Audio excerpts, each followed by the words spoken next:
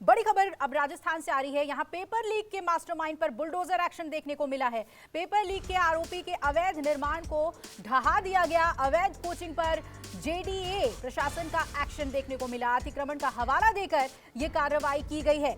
और बताया जा रहा है राजस्थान का जो पेपर लीक मामला था उसका मुख्य आरोपी है जिसके कोचिंग पर बुलडोजर की कार्रवाई हुई है। देखिए तस्वीरें आपको जयपुर की हम दिखा रहे हैं जहां पर यह तोड़क कार्रवाई की गई।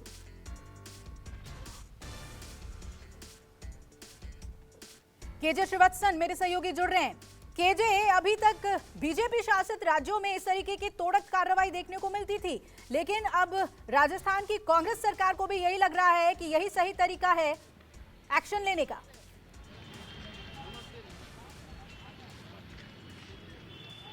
जी बिल्कुल, देखिए राजस्थान सरकार को भी अब लगने लगा कि छात्रों के भविष्य के साथ खिलवाड़ करने, उनके अभिभावकों की मजबूरी का फायदा उठाकर भारी भरकम फीस वसूलने का नतीजा क्या होना चाहिए यह दिखा देना चाहिए। और इसी के चलते आज अधिगम नाम का ये 4 फ्लोर का यहाँ पर बिल्डिंग बनाई गई थी।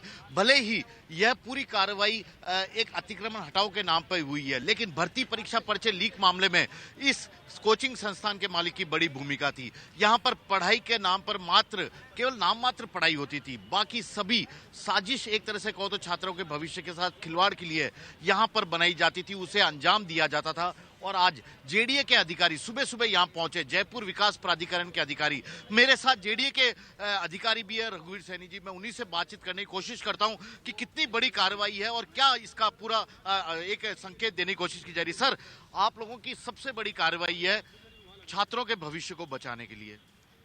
निसंदेह, जैसे मैंने पूर्व में भी बताया कि ये राज्य सरकार की पेपर लीक प्रकरणों में जीरो टॉलरेंस की नीति के तहत कार्रवाई, और ये चूंकि ये पूरी बिल्डिंग एक आवासीय भूखंडों के ऊपर न केवल जीरो सेटबैक्स को कवर करते हुए अपितु रोड सीमा को भी अतिक्रमित करते हुए अवैध निर्माण करते हुए और बेसमेंट प्लस 5 मंजिला अवैध व्यावसायिक गतिविधि थी, जिसमें पेपर लीक प्रकरण के सरगनाओं की अधिगम कोचिंग इंस्टीट्यूट संचालित थी।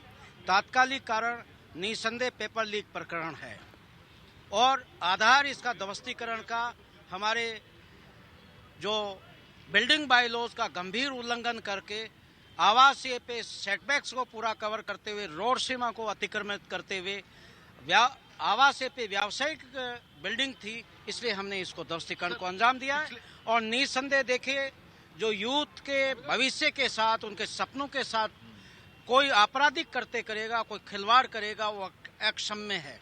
पिछले 5-7 दिन से आप इन्हें नोटिस भी दे रहे थे, जवाब भी मांग रहे थे, लेकिन उन्होंने जवाब दिया आपको? देखिए, हमारे जो ही अवधान में आया कि जो मुख्य सरगना हैं उनके द्वारा संचालित ये कोचिंग इंस्टीट्यूट ये है और इस बिल्डिंग में चलता है।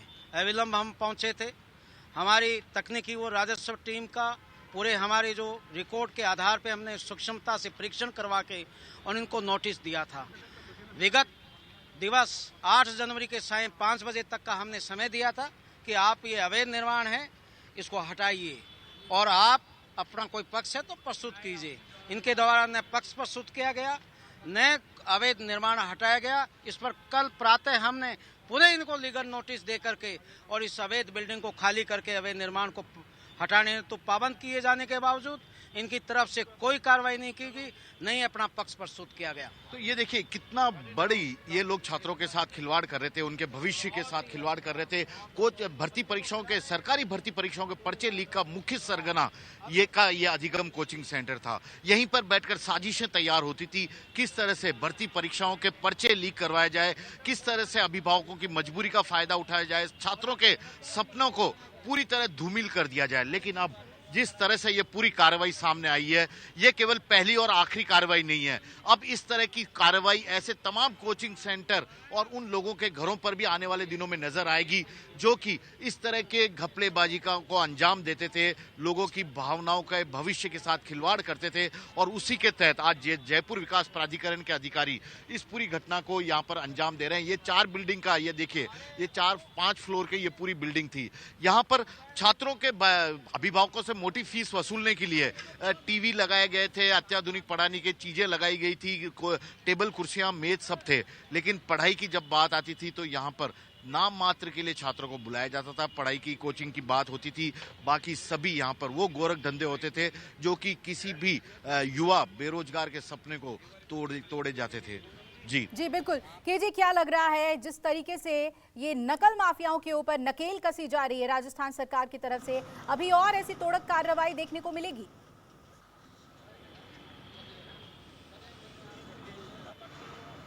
जी बिल्कुल, देखिए एक चीज सबसे बड़ी समझनी होगी कि राजस्थान देश का ऐसा सबसे बड़ा राज्य है जहां पर सबसे ज्यादा इंटरनेट को बंद करने की नौबत आई थी, क्योंकि भर्ती परीक्षा जब भी होती थी किसी न किसी ब्लूटूथ या नए टेक्निकल तकनीक की जरिए भर्ती परीक्षाएं लीक होती थी, सरकार की किरकिरी होने लगी। चाहे बात पुलिस भर्ती परीक्षा की हो, कांस्टेबल भर्ती परीक्षा की हो, या यहाँ पर टीचर भर्ती परीक्षा की बात हो, या फिर चिकित्सा व्यवस्था के जो चिकित्सा भर्ती परीक्षा है उसकी बात हो, सभी पर्चे लीक हुए हैं। पिछले 1.5 साल की यदि बात करूं तो 9 सरकारी भर्ती परीक्षाएं रद्द करने की नौबत आ गई है। 16 भर्ती परीक्षाओं के पर्चे या तो लीक हुए हैं या उनके परिणाम रोके गए हैं, क्योंकि ये जो भर्ती परीक्षा का जो बड़ा गिरोह बना हुआ है वह छात्रों के भविष्य के साथ खिलवाड़ करने में कोई भी कोर कसर बाकी नहीं रख रहा। और यही कारण है कि अब सरकार ने भी बिल्कुल। केजी, बहुत बहुत शुक्रिया ये जानकारी हमें देने के लिए। नमस्कार, मैं हूं मानक गुप्ता। अगर आपको हमारा ये वीडियो पसंद आया हो तो इसे लाइक और शेयर जरूर करें, और हां, हमें सब्सक्राइब और फॉलो करना ना भूलें ताकि आप देश और दुनिया की कोई खबर मिस ना करें। तो जुड़े रहिए हमारे साथ और देखते रहिए न्यूज़ 24।